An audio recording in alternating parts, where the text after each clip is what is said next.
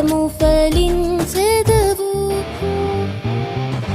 నీతి సూర్యుని రెక్కల క్రింద ఆశ్రయము కలిగి క్షేమముగా నుందువు.